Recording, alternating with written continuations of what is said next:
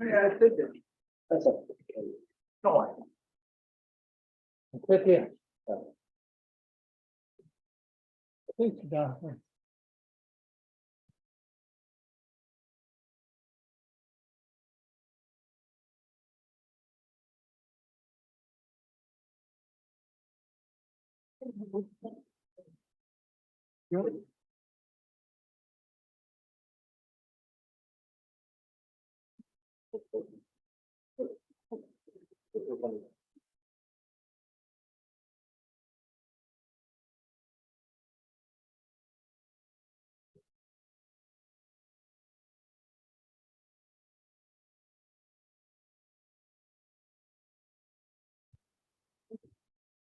You can come here.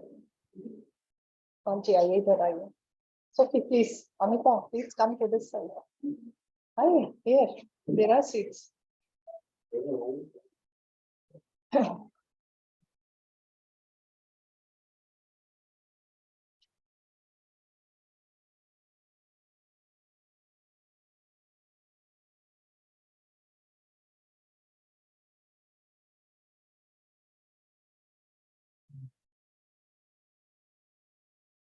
What's all this?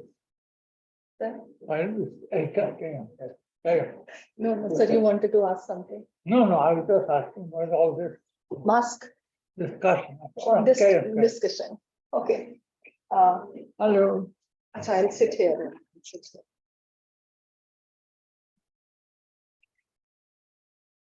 You could adjust from here. So they have fixed the camera here. So, Oh, so we are recording your session, sir. without my permission. So this is only for academic purpose. I know what academic purposes are. Sir, we are more, greedy here. We thought that last time we did not, record your session, and we should have done it. So that's why we thought that. Okay. Yes, sir. Oh, Dr. Man, Yeah. Professor Mann, you can come here, come here. please. Why is it? Yeah, please. You're the bridegroom.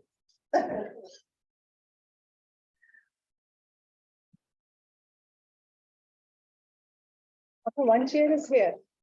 It's sit here.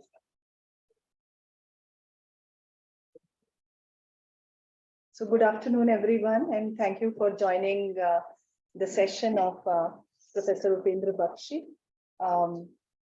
Sir has been kind enough to come here 2 times at our request to have interaction. And last time, along with faculty colleagues, we could invite our PhD scholars, and this time one of the LLM class is here to get the opportunity of hearing to Sir. And Sir had circulated 3 papers, which we had circulated to faculty members, but I know that Sir will be speaking extempore and the ideas that come to his mind. And we look forward to hearing from you, Sir. And Sir has, very strange way of, putting things across that, which makes it so humorous and so live that, the strangest point and, the new points that he put across in a very simple manner that you can't do anything, just smile and accept it. That's what we have been in the downstairs also with one of the professors who was visiting us.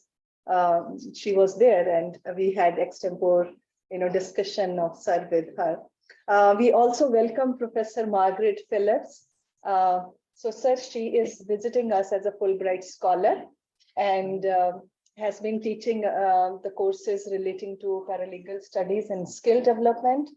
And she will take 2 credit course on research and publication ethics and professional ethics with our PhD scholars, and will also assist us in need assessments of the clinical courses that we are offering. So Professor Margaret is here. Professor Margaret, if you search for with the name of Professor Upendra Baxi, you will find excellent work done by Sir. And Sir is emeritus professor with us and also the Warwick Law School. So we welcome all of you once again. And Sir, over to you. I have given you the copies of the papers that you had Thank you very much. circulate. And it's over to you, Sir. Over to me means I have to read Dr. Mann's book. So you want to do it first the Yes, sir. release Let it be and official. then the, Official release. I of have to the- release this book. so we can do the release first and then you have the First of discussion. all. And some reports also. I Yes, think sir. we have some Okay. reports. I hardly finished this one when he gave what to give reading two of his work. I So really, maybe, it's true. so sir will, Sir. will release the book. Yeah, yeah, now. Congratulations. Thank you, sir. Thank you. Oh, I supposed to get up. Wait a second.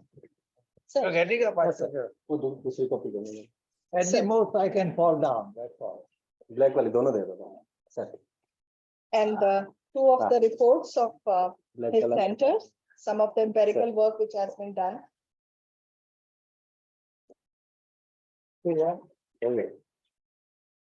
Thank you. Thank you. It's going to be difficult to keep up with Dr. Mann. But the way he produces is absolutely remarkable, and this is all empirical work. Maybe it is all come together this time, but every time I've written with a new book by Dr. Mann, and it's very nice. Very difficult to. I'm supposed to make some noises before I go to my on Dr. Mann's work.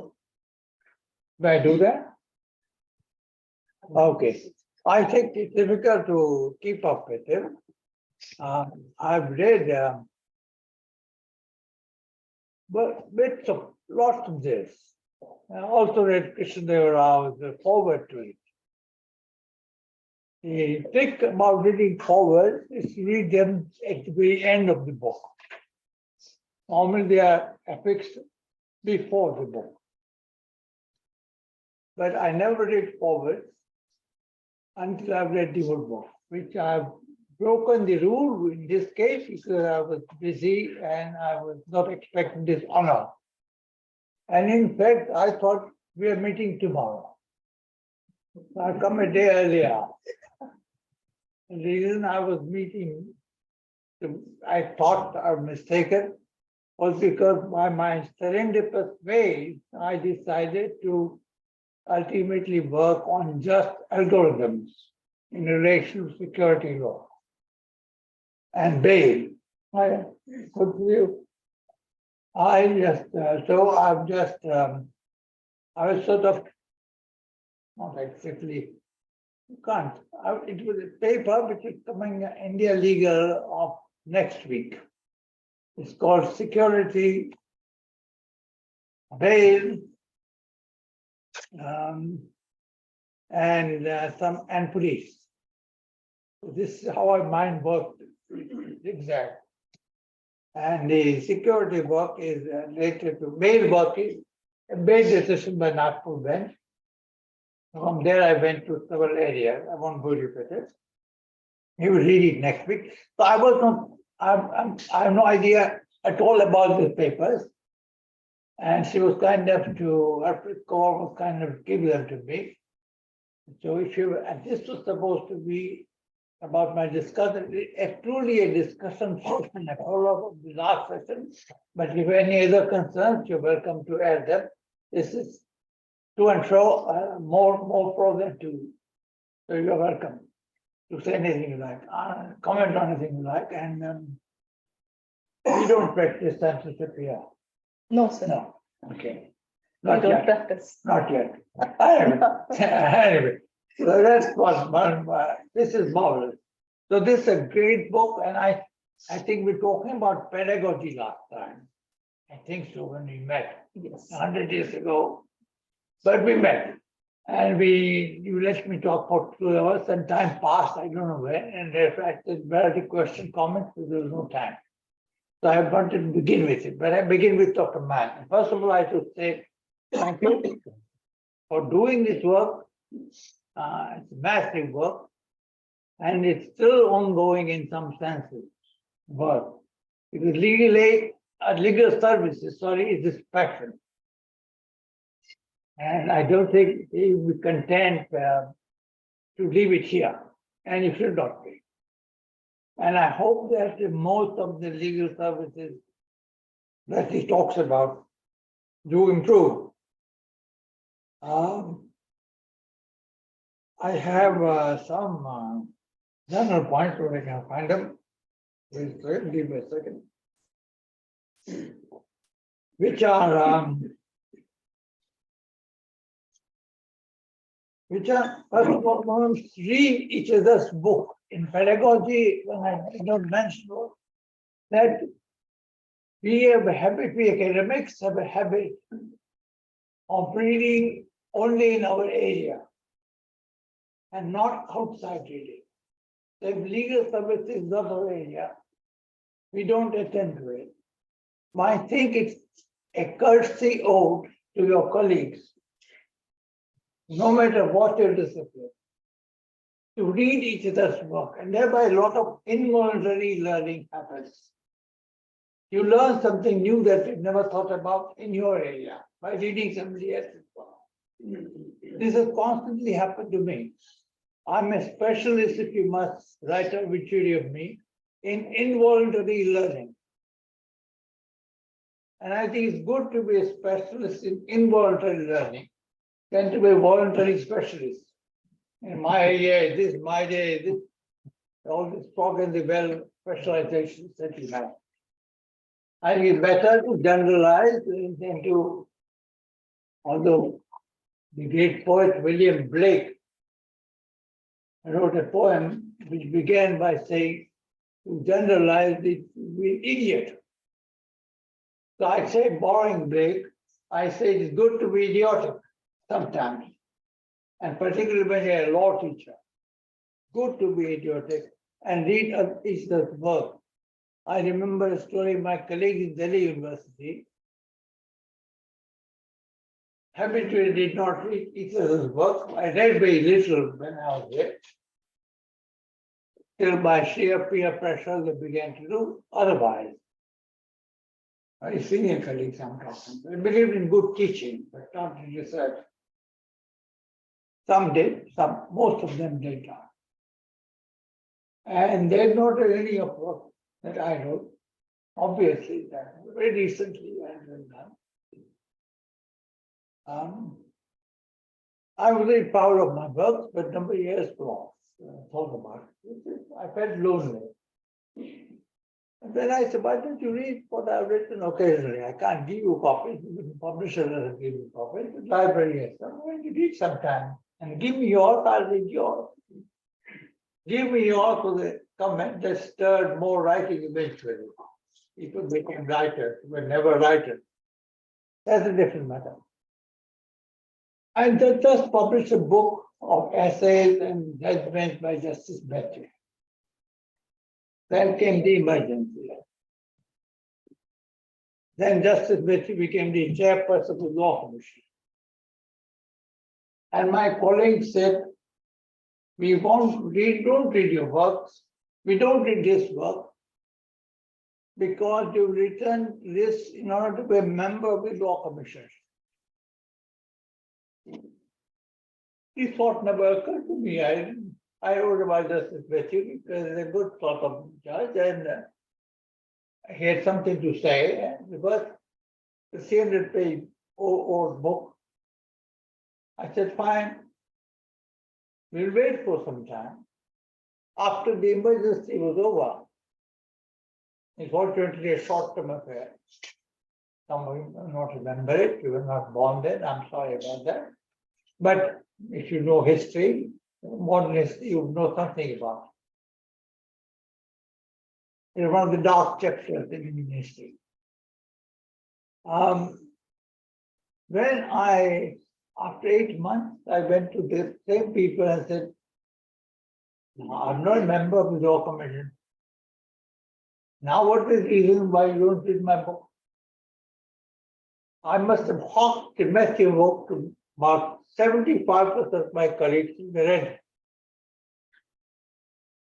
Experimenting about involuntary learning. So I can't more strongly suggest that you read what Dr. Mann produces. I was not myself prepared for 2 other reports that he just released. He does enormously, and maybe that's a 4th I might suggest. Take If your colleague, another way is that if your colleagues have to read you, you write in a measured way. You give them time because they have to catch up with all the other colleagues. So they can't read everything at once. So maybe a collegial consideration will mix with authorial consideration or pride. They both have to be combined in some way. But I won't go into that. If I can find it, yes. Now, one thing I want to say briefly, very briefly, is that there is a wholesome convergence in legal services sphere between armchair opinion and scientific opinion. Normally, they diverge. The armchair opinion is different from scientific opinion. For example, climate change. The Trump had an armchair opinion, it was a hoax. It's not happening. He could say, and he withdrew from the Paris Convention. On the ground that the whole earth science was hoax. And 80% of Americans believed in what he said. Right? So armchair opinion very often disagrees with scientific opinion. And that's a big problem. I just on the paper I won't bore you with, called BOJAJ syndrome or constellation. B, belief, opinion, attitude, and judgment syndrome.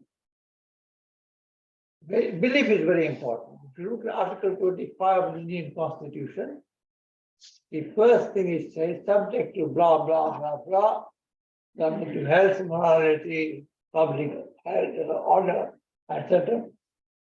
Everyone shall have a right to believe and a right to religious practices. Now, right from the Supreme Court downwards, of India downwards, nobody has realized that 25 gives us two distinct rights. Right to belief and right to religious practices. What is belief? The constitutional word. We're not bothered about it. These people who are saying climate change is a hoax are introducing a belief in this kind. They believe. But science does not say that. Science says there is global warming. So in this case of Dr. Mann, there's a happy convergence. That's about armchair judgment. Armchair judgment says, for example, that legal aid is a sideshow of Indian legal system. Sideshow, not his word, my word.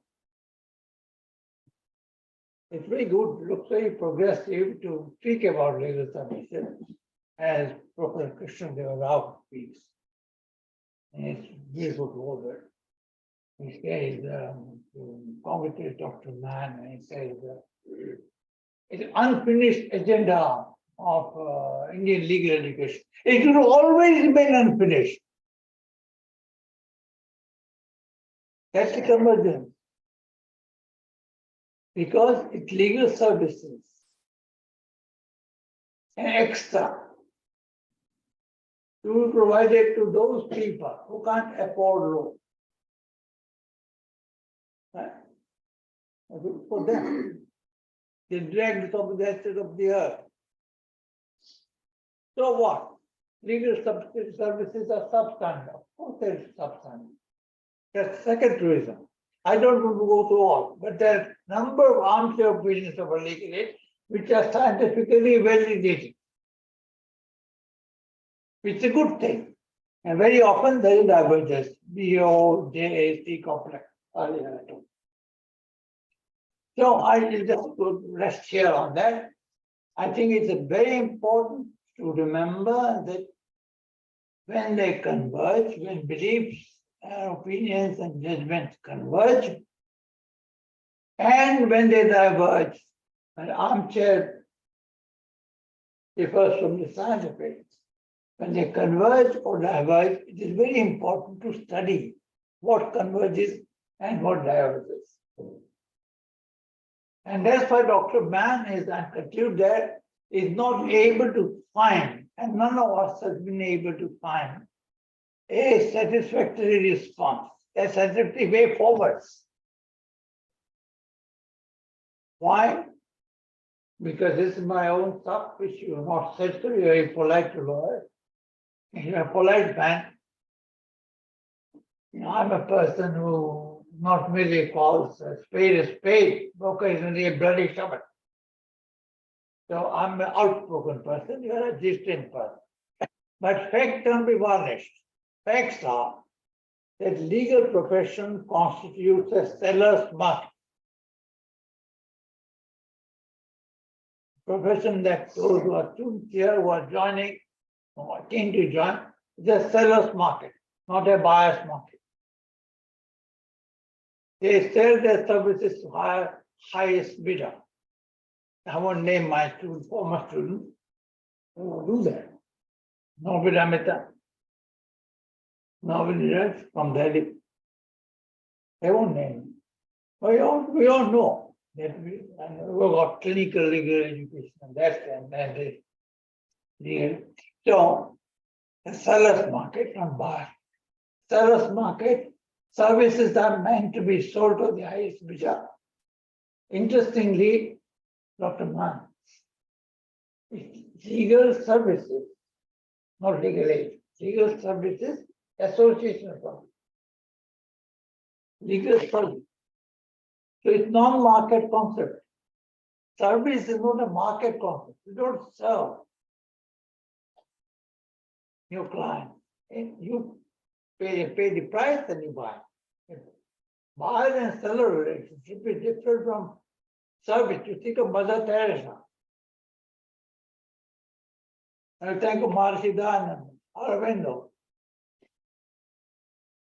All the spirituals, the saints who are not a seller's market, but a service, God market, as Mirananda calls it. There's a book on God market in India 10 years ago, 12 years ago. Certain. So there are certain people who operate in a non-market manner. Services are non-market, they are not commodities. So what is that? Why do you call it legal services act instead of legal aid? The question. Because the Constitution permits it not just the word legal aid. I don't remember now. 39 was amended or whatever. Additional right return. Kindly check on that. What is the difference between aid and service? What is the obligation of the state to aid? So market motive and non-market. Non-market motive. Market rationality, non-market rationality. Market profits and non-profit agencies. And there's a difference. We go along the line. So I stumble at certain words. This is one of the things in pedagogy that you must link up in discussion now. One of the things is you might not be Nehruvian in any other respect. I know the modern trend. It's not to be Nehruvian. I'm not bothered about it. I myself wrote articles assessing Pandit Nehru, and Nehru Pope ostracized me for that. I criticized him on a number of occasions. That doesn't matter.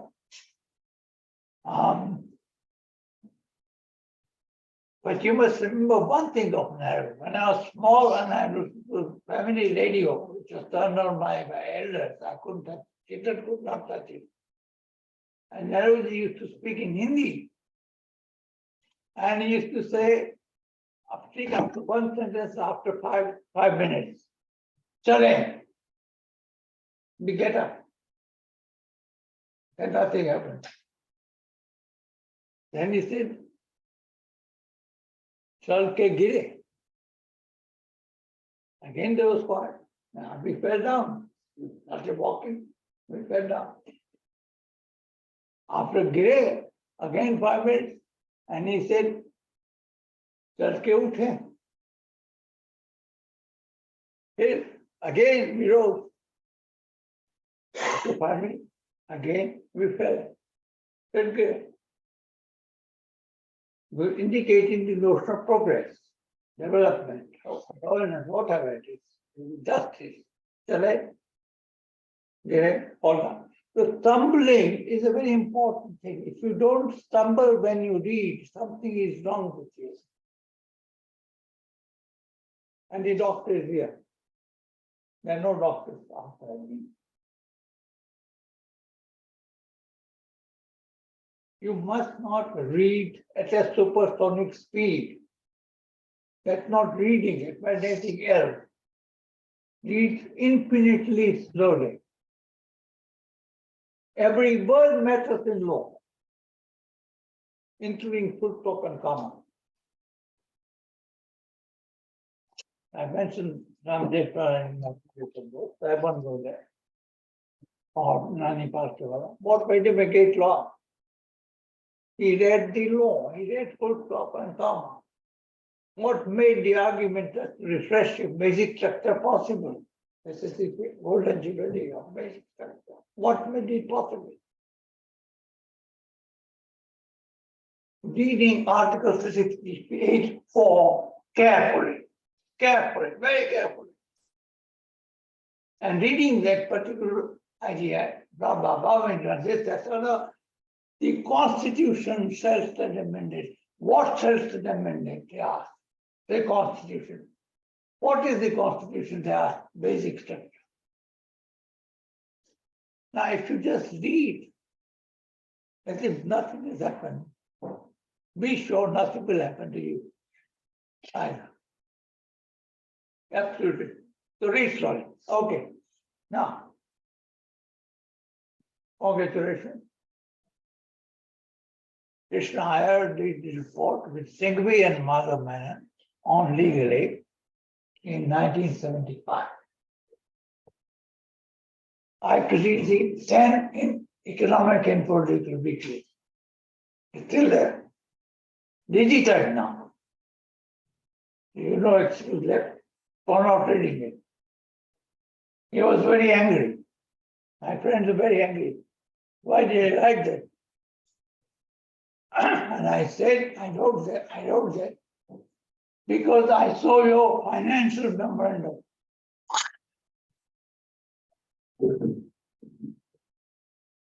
Don't let them note them down. I had the financial memorandum, not the whole report. I said later. What did they say? What did they say? In their report, they said legal aid for this, that. The Act says, sorry, something wrong with this machine. So there's a deep throat speaking. Something wrong. Legal aid for 100 consequences. Tribal, religions, foreign dwellers, untouchable, women, children. What did the financial memorandum say? Central Act, 60 lakh rupees. Now we never did the financial memorandum of Act. Have you? Cross your heart and tell me.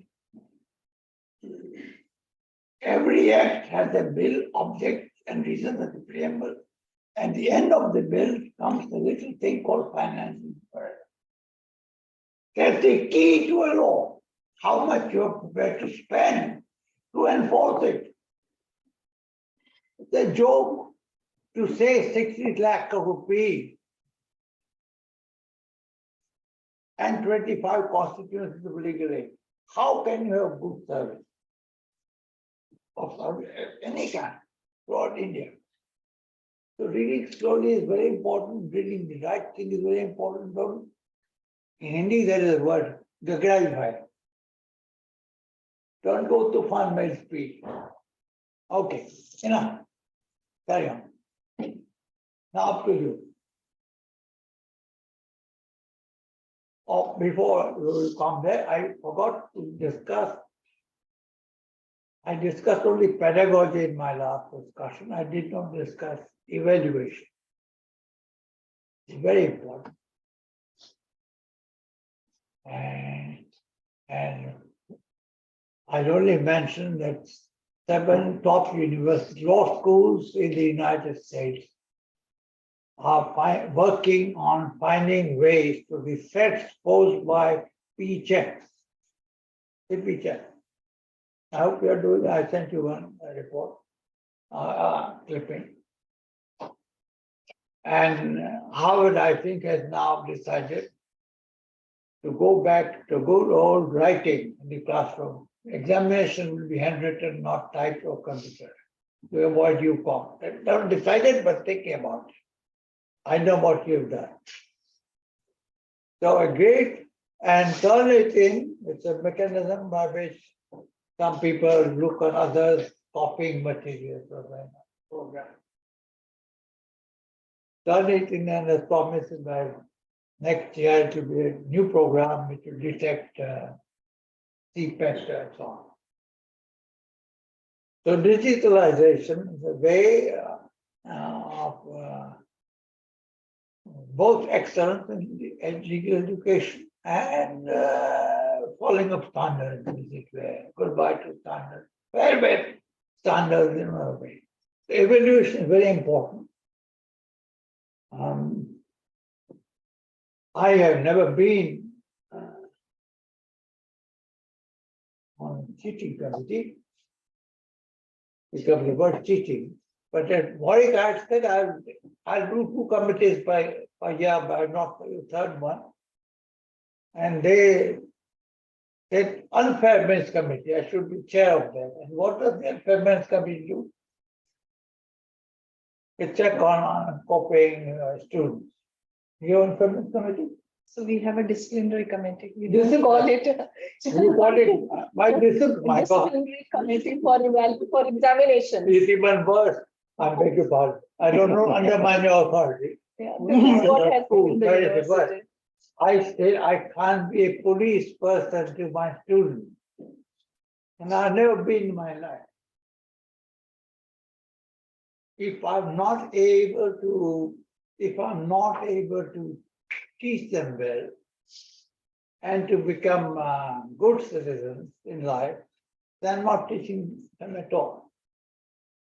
I trust, you heard of TRUST, the old word, old style word.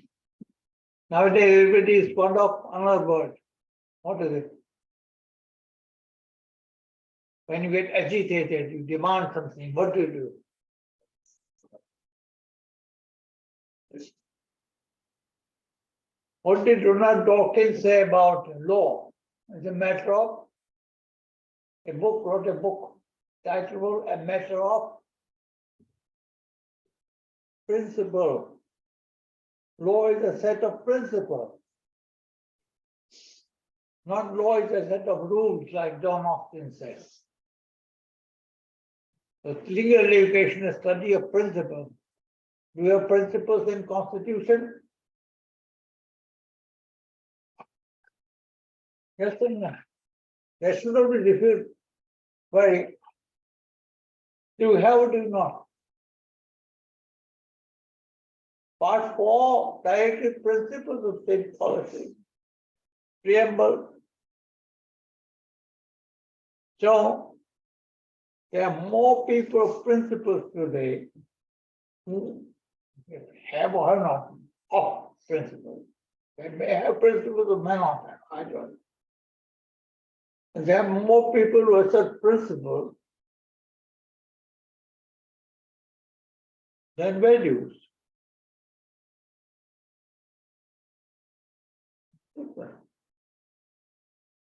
So don't be,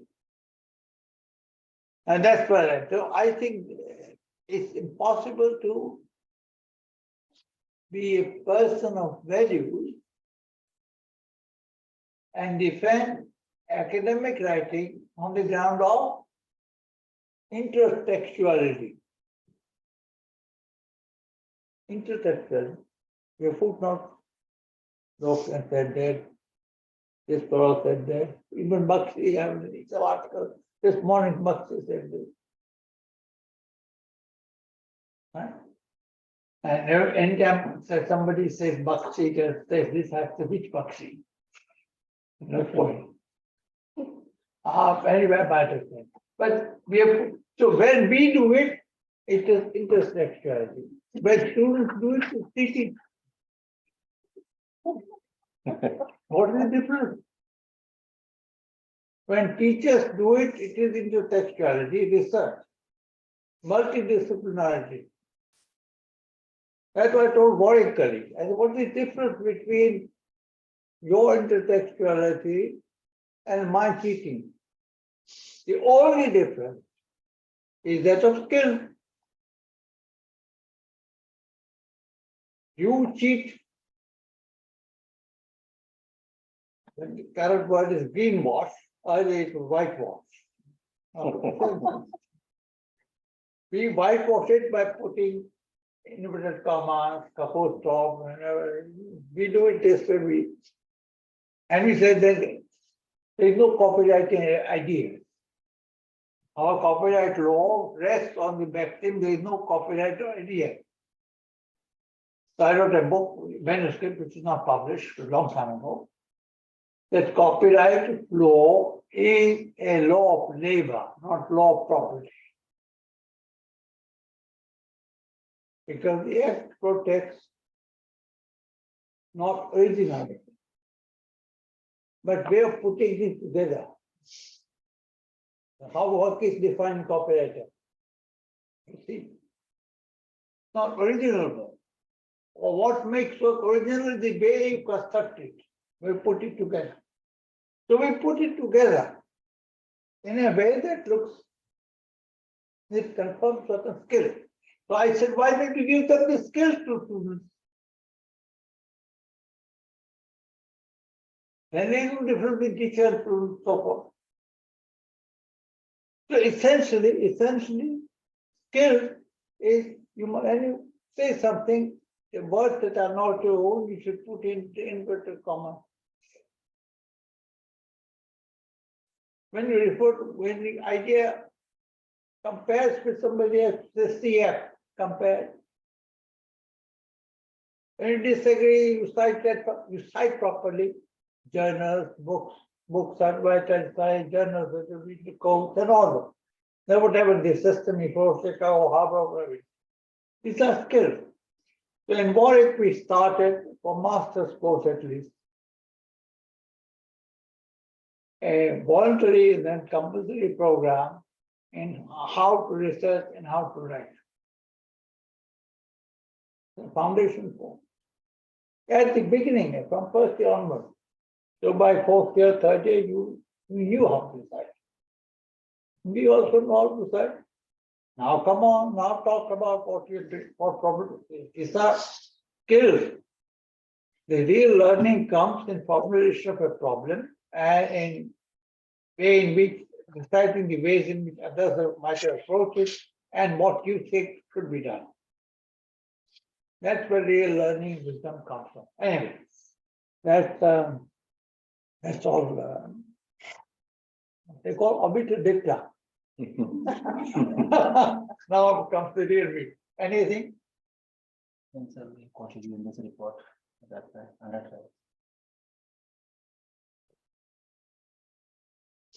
The EU system has also devised ways to avoid mass contagion in custodial institutions. Failing which the system would be hit by a catastrophization of disaster. Who said this? I can't read it. I got it from your writing, sir. My writing, sir. Bad writing. It's an example of bad writing. You know the difference between catastrophe and disaster? No? And this one I won't tell you next time. There are two men. One was the Prime Minister of England, was the opposition leader. I think Disraeli and that's one, they alternated. So one day, Disraeli said, of Leston said, I was walking down the river Thames and I fell down. I was nearly drowning. Immediately, Disraeli said, yes, sir, you did rightly.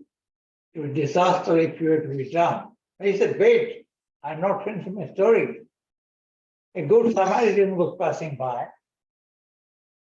A good Samaritan was passing by, and he rescued me. So that's a catastrophe. Okay. When catastrophe occurs with disaster, it's different. In Bhopal, when I was talking about Bhopal, in Bhopal, it's Sagar University, in Madhya Pradesh, I was told by Chancellor was a policeman, but it just means that Hindi में बोलिया मैं बोला हिंदुस्तान में बोल सकता हूँ हिंदी में बोलता नहीं आप बंद कहोगे हमारा साथी बना लो अब आजकल बोलो सबका प्रयास agree. So I stumbled on the first one, disaster. The Bhopal can topic of disaster. So what is the difference? And all the Hindi people, Hindi walas, folk, for 10 minutes, I said, then I go home, I have got 5 lectures to give, I can't possibly start, or I go, and you go home. Then somebody said, Sankat or Maha Sankat. Maha is a prefix. Sankat is this disaster. Greater disaster is catastrophic. I see कहा आज मैंने बना कि आप लघु शंका कर रहे हैं कि मात्र लघु is minor and Maha is bigger. Laghu is also called urination. Very much in use now. For the first time, Indians are using the word urination in public. It's a very great change. This is a case of an airline passenger urinated on a person. The first time, front line, change in language systems that are happening. And that's happening. Now, so it's a very imprecise language. You must make your language precise. You must, in what you want to say, you must communicate. That's the idea of research. And that's the idea of fairness, because you write for others. So they understand. This is not catastrophization of disaster. You have to know a lot more. There's an Israeli scholar called Adi Afed, written a book on evil. 500-page book, very good book. He's a philosopher. And Ali of his saying speaks about catastrophization of politics. And I've changed this word somewhere in a footnote in detail. I changed the word to catastrophization of disaster. AIDS was a disaster. And natural disaster, believe in that. This is natural and human. That's it. But what followed was a catastrophe was shortage of oxygen supply or this thing or that thing, or vaccine because of trips, hard trips, WTO. That disaster was big catastrophe. AIDS was you were born. You can't say you don't know anything about AIDS. You forgot already. It happened in 2 years, or last 2 years, last 2.5 years. People died as a result of AIDS, or not AIDS, of COVID. COVID was a pandemic of enormous proportion, which you lived. I'm talking about catastrophization of a disaster, started a disaster in China. It spread throughout the world. So you have to be very careful about this. But now I'm now becoming a catastrophe. I'll stop speaking. Now you speak and you discuss whatever you have to. Sorry about it. So if there are any questions on the readings which were given, probably something that you wanted to discuss. Yeah, if you don't, No, no so problem. I think compulsion. some of the colleagues, they wanted to have some discussion. Yeah. Anyone?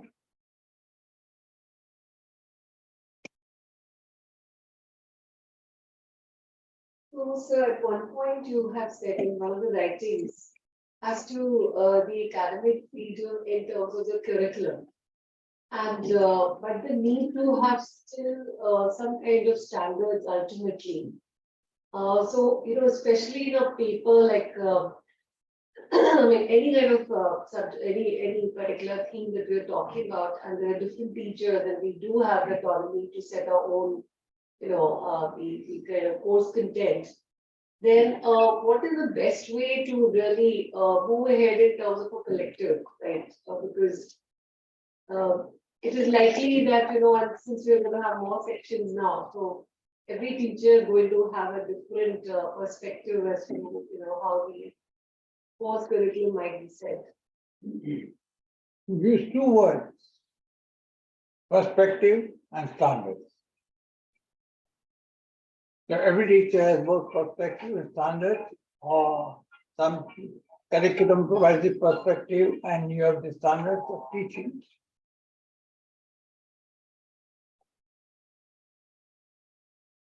Oh, sorry. I think I closed it.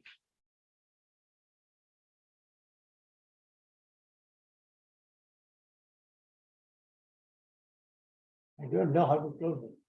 I don't remember. Anyway, let's go to the set. Thank you very much. Perspective and standard.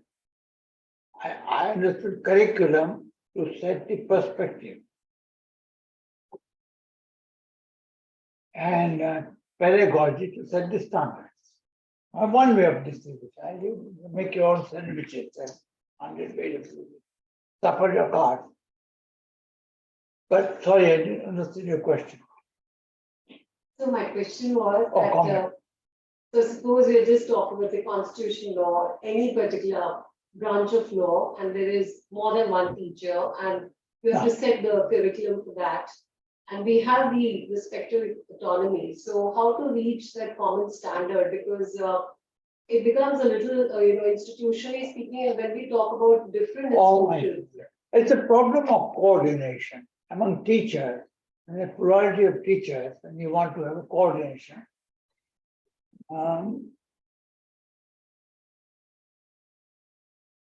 It's like a problem of achieving coordination among Indians. It's very difficult.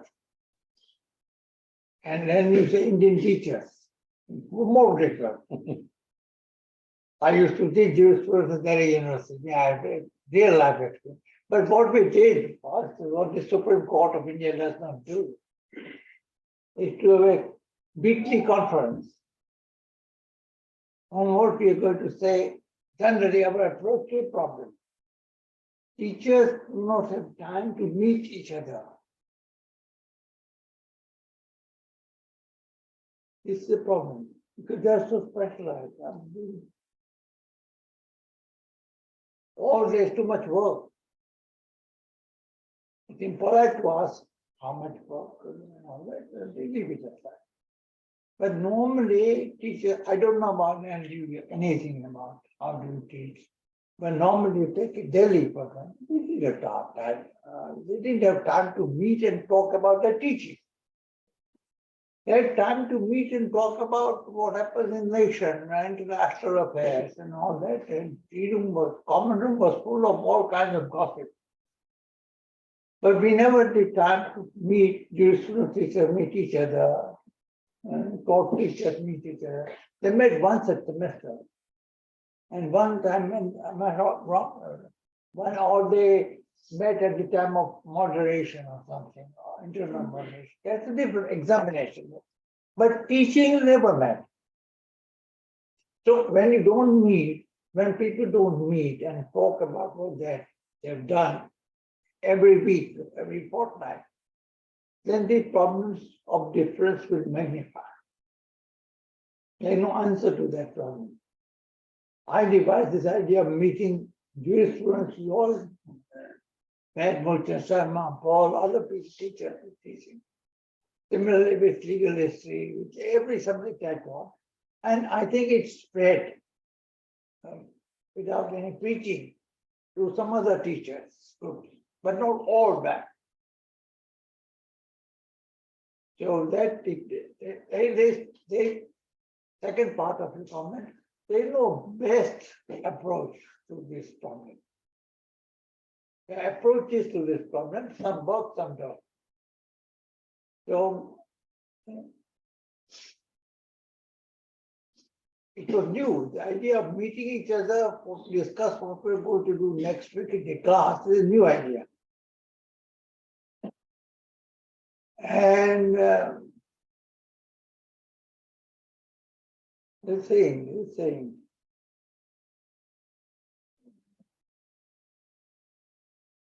my Baxi saying,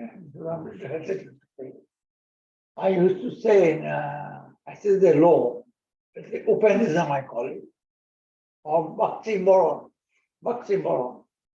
Baxi moron is this, that we have two types of infant mortality rates, IMR in India. One is actual infant dying on birth, under 5 years. And second is IMR of ideas, new ideas. When new ideas quickly perish, there is no knowledge, there is no descent. There are only old ideas which hanging around. So IMR2, IMR1 is infant mortality rate, IMR2 is mortality rate of ideas, new ideas. When you feel pain by a new idea, right? When you feel pain, then you are almost late. Then one is old, very old. When you feel pleasure, excitement in a new idea, you're young. And that's how I define age in youth. So it's a new idea. If it hurts people, you can tell their age. And people are 90 or 85 or something, what can you do?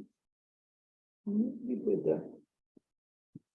So that amounts to the best solution to your problem. They might look young, but they might be living in the past 100 years like me. But I'm excited even now. I have new idea.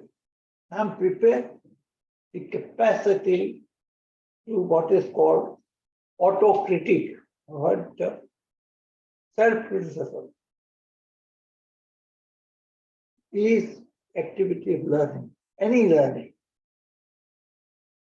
You're not able to criticize your own work, question your own work, you're old.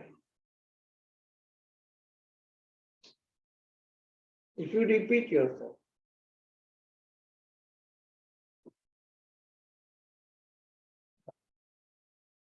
so that's a way of measuring. But I think, yes, it is a new idea. So it pains, it hurts.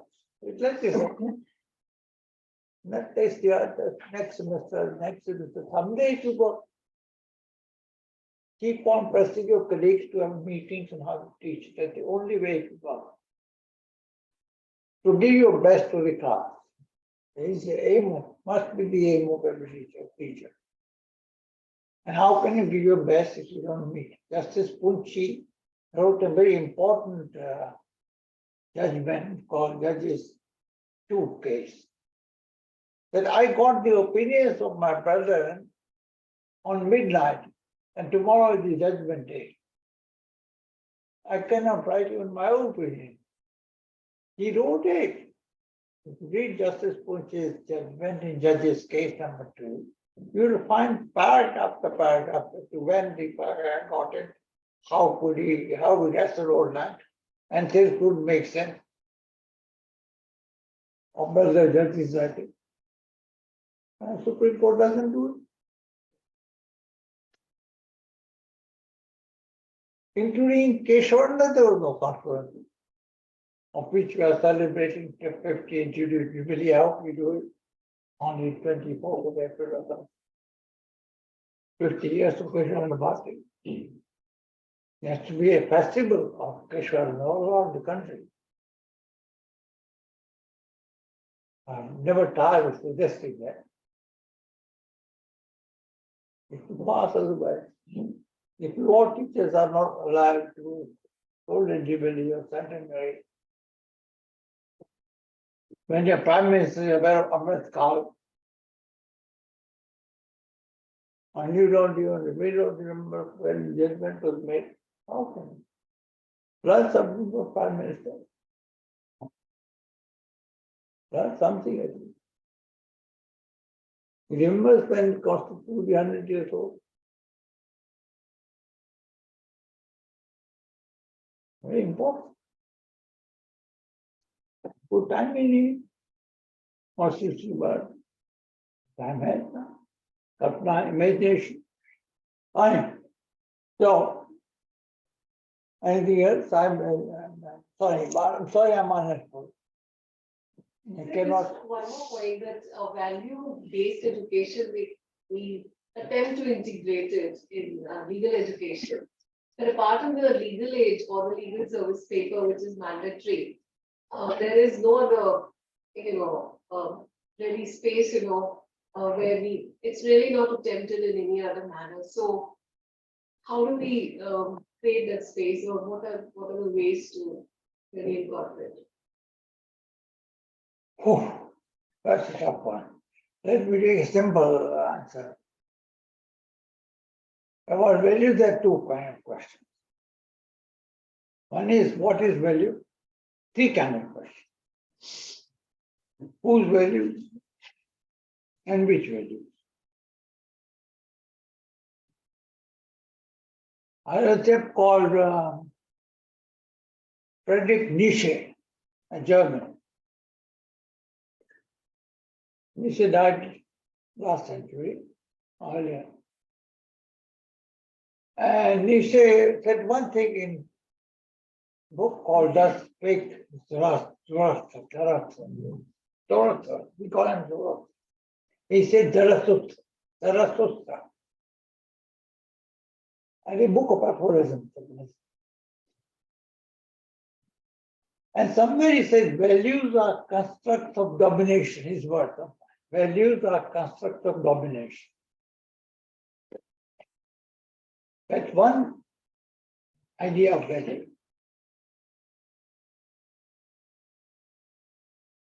Equality, rule of law, separation of powers, loyalty, these are values of the Constitution. Nietzsche would say, beware of values. They are constructs of domination. Superior, inferior, law. Law judiciary, we still say, before Baxi, who was there from time to time, 100 years, 1 point program, nobody listens to it. There can't be law judiciary. The description of law judiciary violates the Constitution of India. Even though it is subordinate judiciary, how can a judge be subordinate to any other? The idea of independence of judiciary is that a judge in her jurisdiction is supreme, is sovereign. You might reverse me. That's a judicial process, up and down. But you cannot tell me how should I decide if I'm a judge with proper jurisdiction over the matter. In this land, justice cannot happen. In this, the number of district matches has happened. Who locked Ayodhya temple gates of 50 years since independence? A Munsi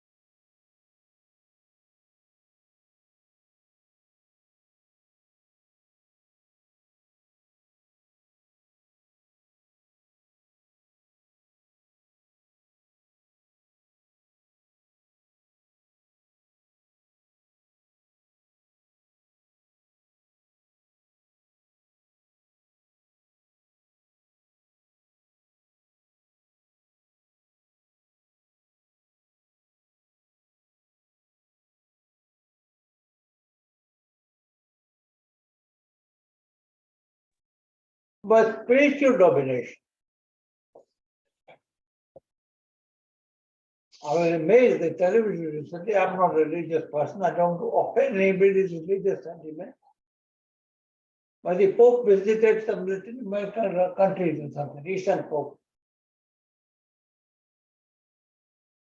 And everybody in Philippines, in various parts, not Philippines, everywhere, everybody from Africa, everybody from to see him, Papa, Papa. And bowed him, kissed him. Kissed the earth on which he tread, on the motorbike, golf cart, passed by. That's religion. Now that domination is very present. You worship people, worship God. That's present. You worship Guru. You worship the Pope as a vicar of the Christ. It is present. Some domination can be present. The domination is not always bad. But that's one way. Which value? Value. Other is the liberal conception of philosophy of value. So you say values are not interests. You know what a pan, whom we kill? I should not digress. I have a story about how Indians kill Roscopan. It's our time I tell you that. You remind me. Values are not interests. Interests are what we desire. Values are what we ought to desire, not what we desire. That's the difference. So when you say constitutional values, either they are objects of hegemony, domination, or they are something we ought to desire. Whole of development or recent developments is Deepak Mishra of constitutional morality, right to sexual freedom decisions, so on Supreme Court. While Americans are busy with reversing abortion rights. We are busy with protecting women's rights. They are more advanced, we are more backward. That's a different matter. It's a matter of valuation. Get the difference.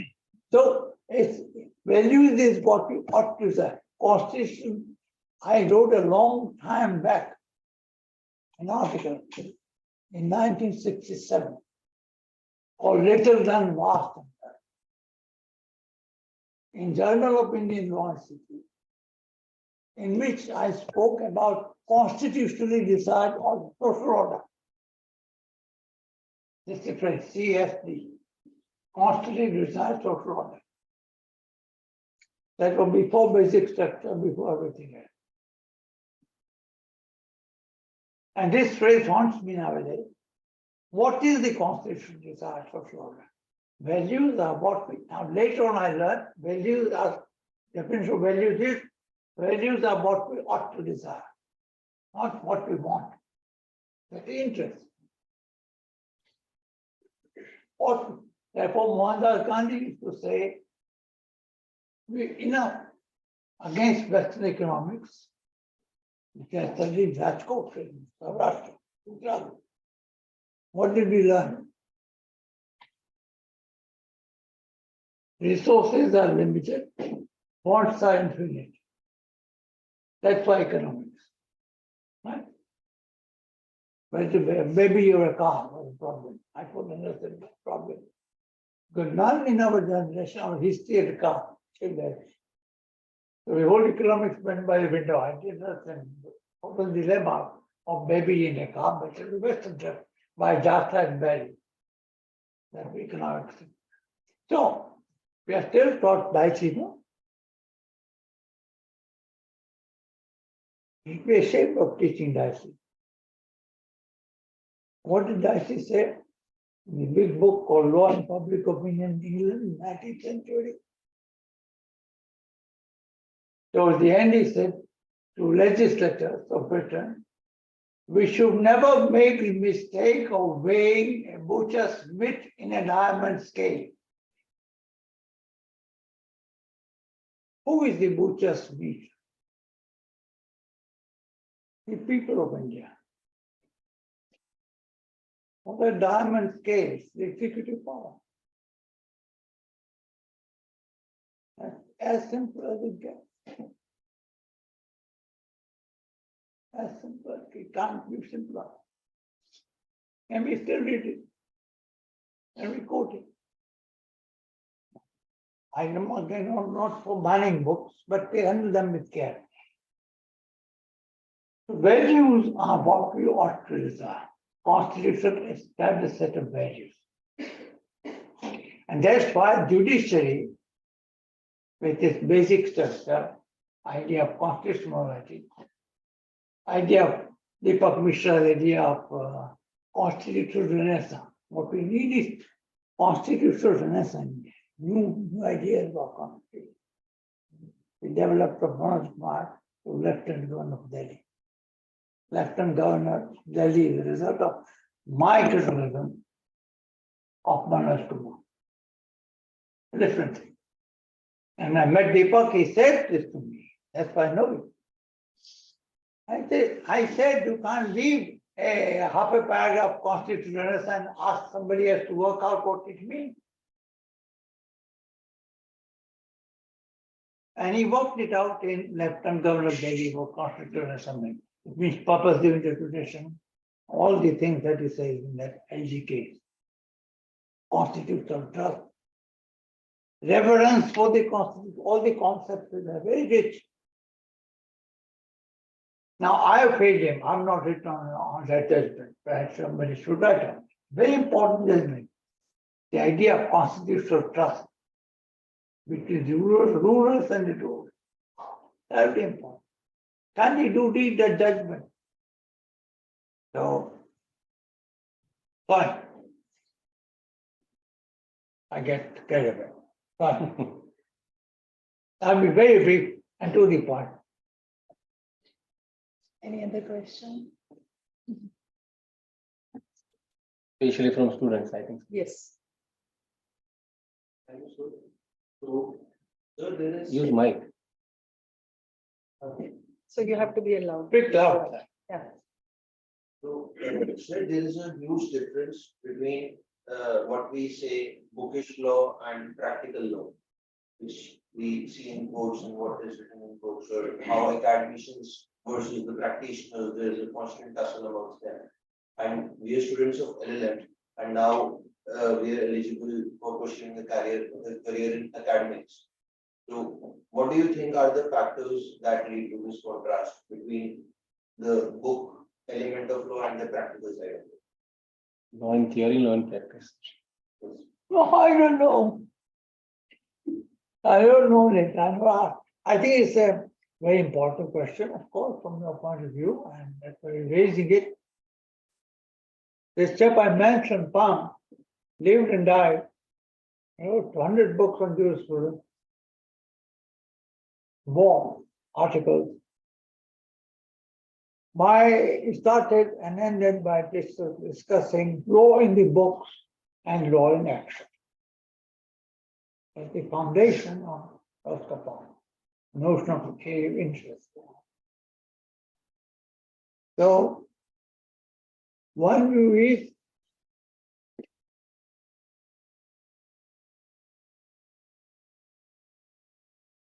nothing is more successful than a good theory.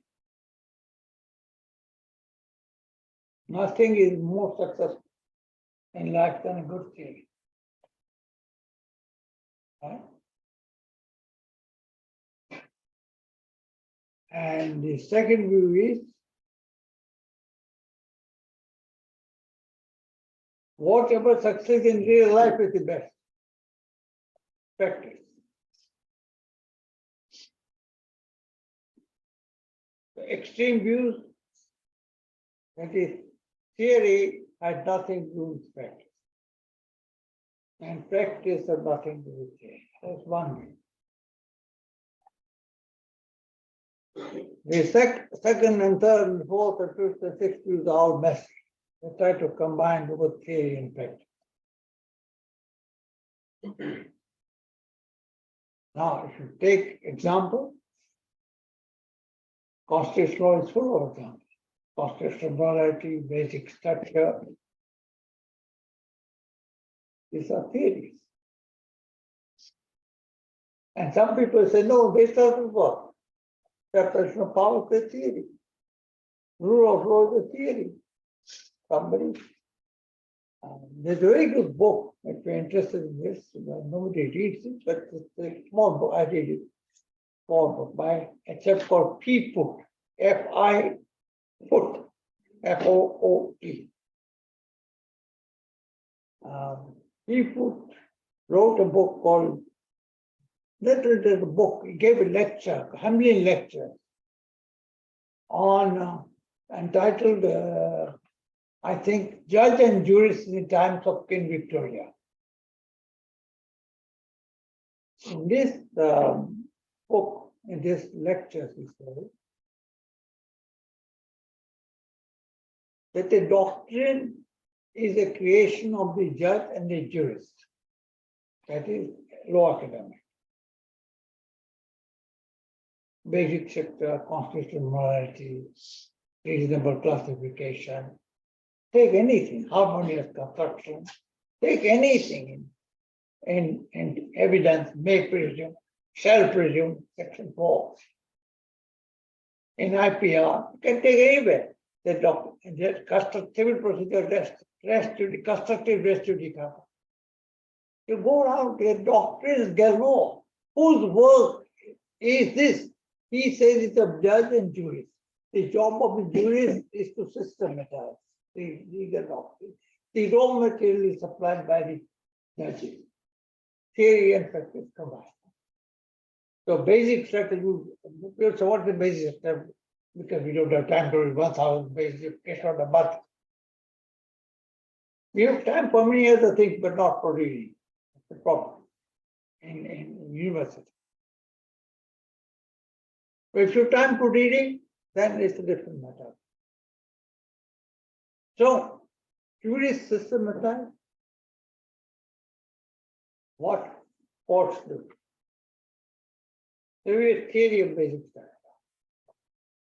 In India, there are no jurists, of course, the highest authority. So, how many presidents have gone by? Murmu is what number of presidents? How many presidents India had?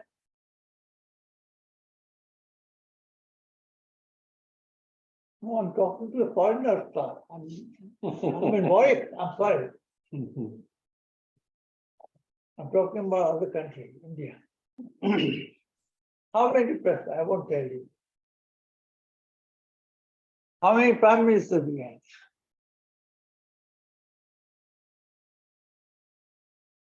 How many chief justices we had? Oh, how can I discuss this with you? Do you know anything? I say you do not know any. How many police stations there in Delhi?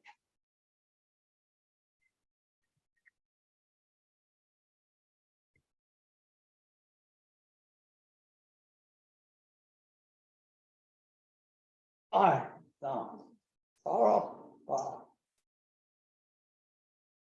power of my elder brother. What will he say to me? Anyway, so this is what Mr. Baxi used to call social demography of law. Demography is population study. Social demography of legal institutions. You must know how many presidents we had, how many prime ministers we had, how many parliament sessions we had, how many state legislatures, how many governors we had. We must know this. Otherwise, we can't teach law, we can't make sense of law. The officials of the legal system, we do not know, and we do LLM and teach law. PhD also, sir. That's why empirical raise matter. We must learn to count. We pass by whole life without knowing this. How can we do that? How can we say we are law teachers of students? If we don't know the elementary facts about legal system, who else will worry about how many chief justices we have? Tell me. if not lawyers. And this information is easily available in the days of digitalization. To practice is not knowing less and less about more and more. That is specialization. Specialization is knowing less and less about more and more. Make sense of it. Right nostril, left nostril. No, it makes me upset that's when I came back. I used to teach in Warwick and they don't know anything about India. Makes me very upset. I hate asking wrong questions. Okay, so now you make your sum. So practice is knowing what is the ground, empirics of a system. And theory, in terms of her question, is knowing what we ought to want, what is desired order. Now, how norms affect action is a very important question. How norms affect behavior. That's a very important question, particularly international treaties and customs, but also national. When you what are called pursue impact studies, effect of law, like he has done. He has soiled his hands with his work, met people, interviewed them, set practice. And then there's a bit of theory of it, on legal service. Right? Both are important. It's not one versus the other. Now, theories of various sorts. Sorry, I'm taking a lot of time, but I'll end here. Theories are meta theories. There is a sociologist called Robert Merton, wrote a big book on social structure and social theory. He studied sociology. Merton said that developed a theory of middle range theory, meta theory, middle range theory, and micro theory. You study economics, that economics is microeconomics and macroeconomics. Right? So mega, middle range, micro. At least 3 levels, you can go further. So it depends on which theory and which practice. Practice is a simple word, it's not a simple reality, my friend. Practice is to get institutional practice. Give me one example of institutional practice. What and what? Louder, louder. Institutional practice in the context of courts. What? Give me one example.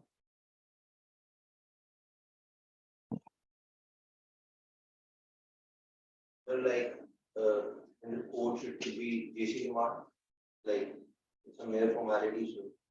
So Formality. Precedent. Follow past precedent. A stockbroker does not follow past precedent. Judges do. It's a ground of criticism of a judge if she does not follow precedent. It's a ground of criticism of stockbroker if she were to follow precedent. Different line. In law, you don't follow the precedent, I don't know. In law, you do. In religion, in worship, hundreds of space. So practice is what? One is called institutional practice, practice of police in filing FIR, practice of judges in deciding cases, practice of parliament, 3 readings of a bill. Where is it written? Where is it written? Well, there should be 3 readings in the Constitution. Why is it written? It's a theoretical question. Where is it written? It's not a practical, it's a practical. Here it is. Why is it written? Oh. You have to be a professor to know this. Why? Why can't you know this without being a professor? Because you don't study in professor studies. Where does this idea of three readings of a bill come from? That theory. Three readings of bill is a practice. It is not written in the Constitution that three readings of the bill should be done in Parliament House. Where is it written? Not written. You can have a three readings of bill in Rashtrapati Bhavan, where Rajya Sabha and Lok Sabha assemble together and it's a term of may pass a law, which is it law. Supposing a legislature meets in what used to be till today called Mughal Garden, they are called what now? कर्तव्य garden कर्तव्य garden है नहीं कर्तव्य पथ होगा क्या अभी नाम बदला ना Mughal garden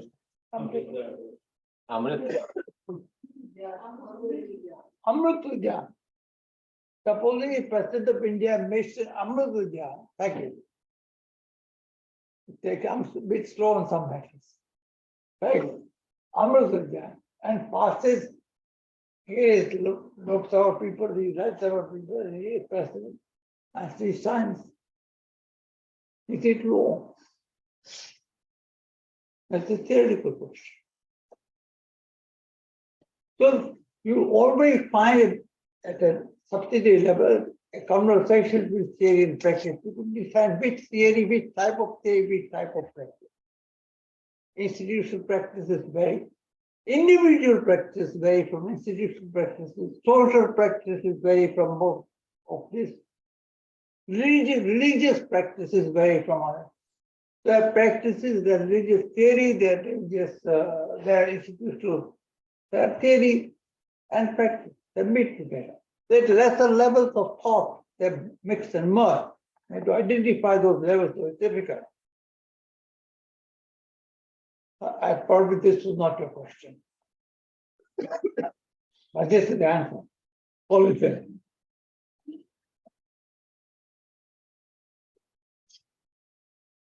Is there any other question from any student? Dinesh. Dinesh is younger colleague. Yeah. If I may, we are saying the time, emergency and current times. Will you speak some louder? Yeah. Mic. Please. Mic is not working, I'll be little louder. Okay. I was recently reading a book titled House of People by Ronjoy Sen. And by Ronjoy Sen. Ranjoy Singh. Ranjoy Singh. Understand?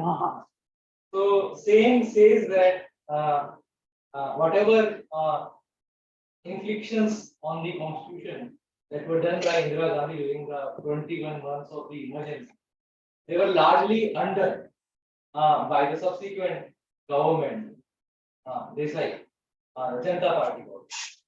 But then saying goes further, and if I quote him, he says that however the current phase of one party dominance and a powerful executive has emasculated institutions, including parliament, and could continue to do so for longer, it is likely to be that much more difficult to reverse the impact on parliament. So how do you see these comments?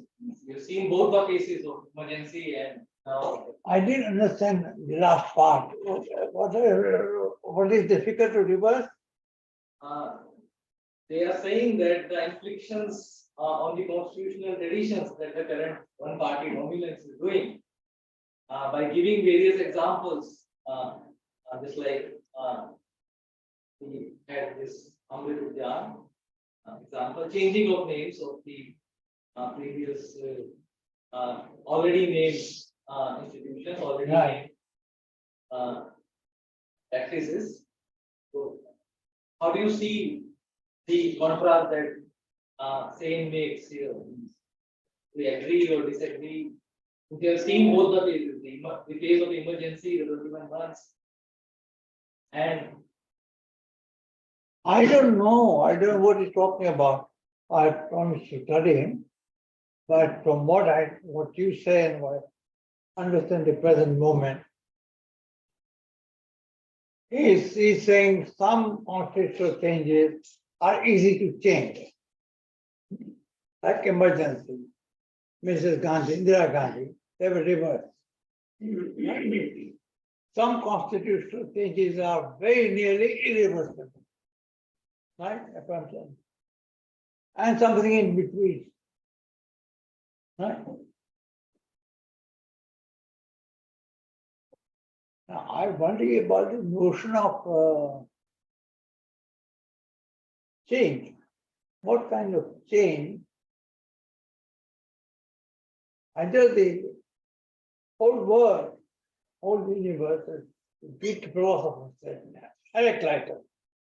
Heraclitus in Greece, ancient Greece, said this: you can't dip into the same river twice. Change is the law of life. So either everything changes. Buddha also said the same. Law of Buddha had a very nice law of impermanence, which Baba Sahib Ambedkar applied in the little monograph called Dhamma at the end of his life. And he shown Buddhism as a whole. They said no such thing as Buddhism because Buddha cannot be permanent, therefore there can't be any such thing Buddhism. So there is one view which says, American realist, Jewish student said, law is constantly in flux. If you can't catch it and say it is the law. That's one view of things. That change is the fact of life.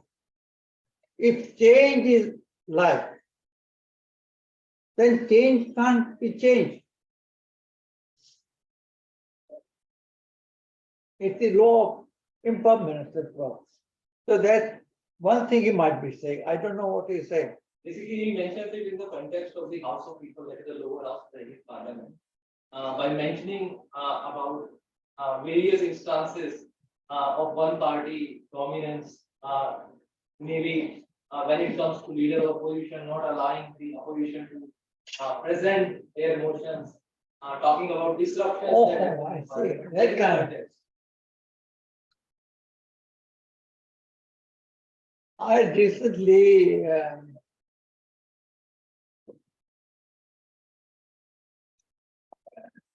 somebody is bringing out a book of the conversations I had in Bangalore 10, 12 years ago. It is coming out now. And I'm amending a bit. I can't amend too much in a long footnote. So I did discuss it not only yesterday and myself, and nobody else who's discussing it. So I discussed it myself. And I said, well, how do you understand the expression undeclared emergency, which is laid at the doorstep of majority? First of all, how do you understand majoritarianism? My answer was, I don't understand it. I'm trying to understand it. Now, majoritarianism could be a hyper majority, brute majority. We have instances of hyper majority, like Rajiv Gandhi, after Mrs. Gandhi's assassination. It's 350 members or more of parliament. What is called sympathy vote. Similarly, you had Miss Indira Gandhi, who had at one time a brute majority. I think Nehru at one time was a brute majority. First constitution was adopted for first 14 years. There was virtually very little opposition. So I don't know whether Mr. Stanley studied all this and he's talking about the present. Whether present constitutes the era of brute majority, I don't, or coalition, I don't know. But he's not trying to say so, he's just tracing the history. So he's taking from, he's generally talking of history of House of People, that's it. Oh, I So see. he's taking things from there, that he's trying to read, he's not trying to narrate that. It's just that he's speaking everything in the context generally. This is the disclaimer he is giving right at the beginning of the book itself.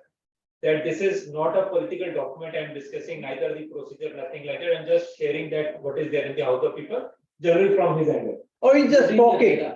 Using the data, but then not in the context of reaching anywhere. He's just discussing, sir. So many things he has discussed in that. That's a very small booklet. Article 19 applies. Everybody has to know. I'm sorry, I don't want to take away his right to say speech. I never done it in my life.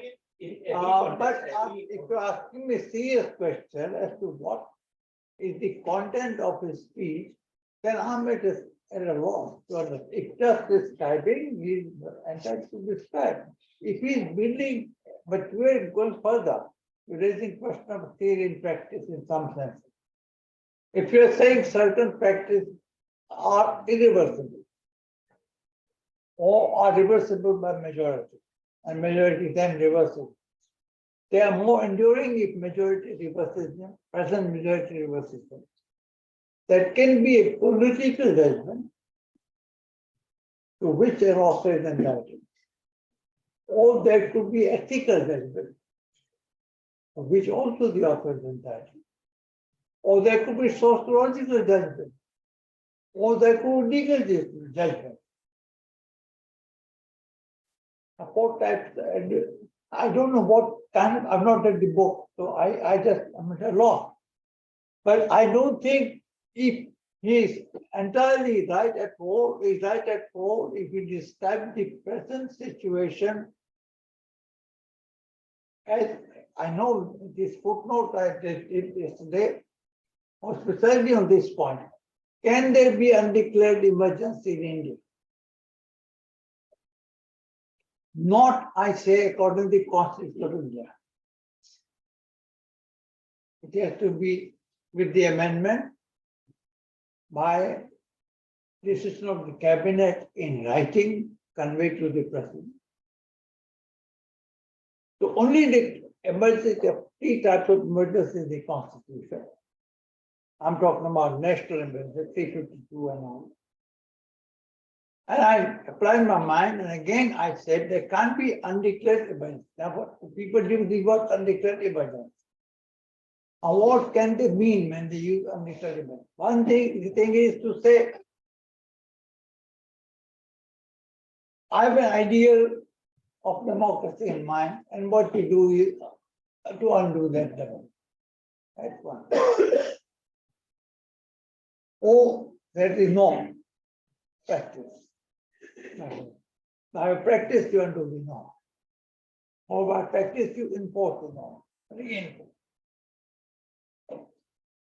The other thing one could be saying is, by undeclared events they discovered, theoretically saying that you are engaging in deinstitutionalization. Okay. Now I wonder what the meaning of deinstitutionalization.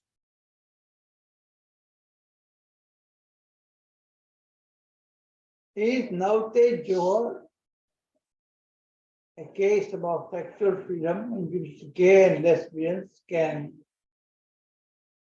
have sex in private realm, or a law which recognizes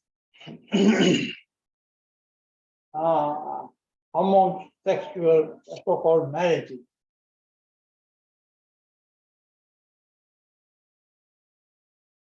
Is it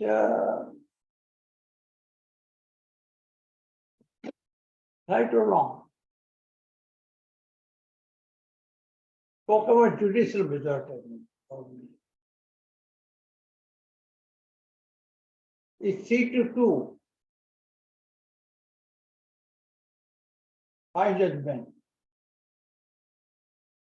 Or a case under majority of the decision. We are lawyers. 6-1. The decision at all.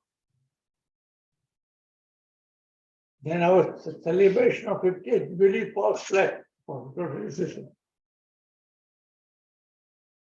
So, when is what the good majority is, what the bad majority is? Can there be deinstitutionalization without reinstitutionalization? A big theoretical question. So I don't understand the idea of somebody reinstitutionalized. For example, I've disbanded planning commission and I've created Niti Aayog, that is reinstitutionalized. Planning commission for institutionalization. I don't know whether planning commission is the constitution. And I don't know whether the law has been amended afterwards. Constitution, I don't know. I think planning commission is not a constitutional body. Law commission, not a constitutional body. So no constitutional change is required. So if I change names of places, and if I say judicial collegium system is wrong, and I pass a national judicial appointments bill, and everybody, 99%, this man, who is the vice president nowadays? Tankar. He said, he's a practicing lawyer also. He said the basic structure is misguided, there is no basic parliamentary sovereignty or something. Now, how can he say so? You know, why did he say so? I'm not just in motives and intentions. He said it. He said the law is bad. What he must be saying is that judicial majoritarianism is bad. That's a big claim. Theory and practice. So don't be in a rush to, that's why I say belief, opinion, attitude, and judgment. Can you believe in anything you like? Or is belief entitled to be an attitude, an opinion? You move from belief into opinion to an attitude to judgment. That's a discussion in the United States now. Republican judges, majority of the Supreme Court of America. Can they decide what they like just because they're Republicans and they're appointed by President Trump? Anything. Can they decide suddenly that there is no right to privacy? That tons of Supreme Court judgment, the state court judgment, just because it was not embodied in literal sense in the Constitution of 17 something.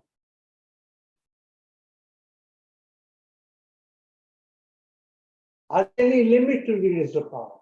Judicial majoritarianism. Hidayatullah used to tell me, and I bless him for teaching me that. He taught me many things, just teach justice. How do you got that? I wrote a long article and he read it and I said, you got me completely wrong, Upendra. What have I done? He said, you quoted me. I said, yes, I quoted you, play things of a majority. They quoted him in Sakri Prasad. He said, I shudder to think if the fundamental rights were placings of majority. And Mudolkar referred to a central teacher. These two people dissented to sacrifice. So he said to me, I was wrong. I said, why was I wrong? And he said, look at what I have said, placings of majority. Did I say placings of big majority? Did I say judicial majority, or political majority, or legislative majority? I didn't say. I said think of any majority, a majority. This is called reading. This is called reading. I'm not unnecessarily wasting your time. This is where jurisprudence begins and ends. So I don't know what this gentleman is about. What his book is, Article 19 rights everybody has, Article 25 right to belief everybody has. But my job is only to analyze things, understand, try to understand. Many things I don't understand, I tell you frankly. Opinion, I can say, are plenty. Democracy is your opinion.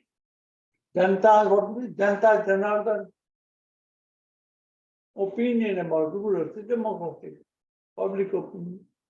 That's what Baxi studied. I have nothing to say, you have the right to believe. So he has the right to believe, not preach. The right to believe in his own belief. Now, I might raise the question, what's the belief? It's a better question. How does one believe in one's own beliefs?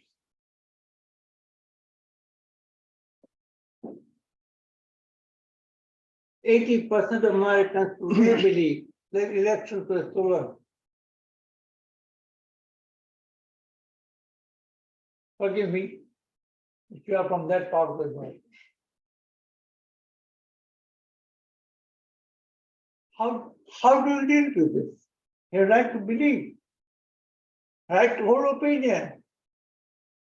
Every data is against it. His own vice president certified it in the Senate, in Senate, yes. Election result. And that's on the basis of that belief that Republicans won one of the chambers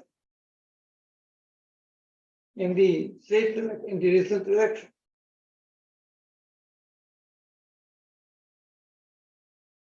What do you do? Is it democracy? Is it majoritarianism? I have to think, I don't know. The trouble with many of us, opinionators, is we think what we believe is right. What other guy believes is wrong. Our beliefs are sacred. No beliefs don't matter. That's where oppression begins.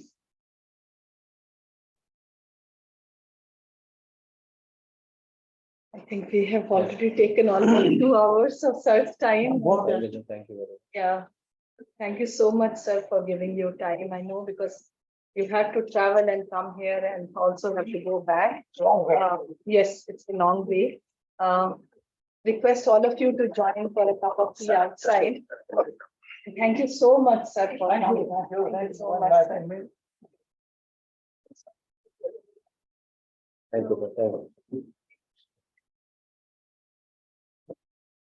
Sorry.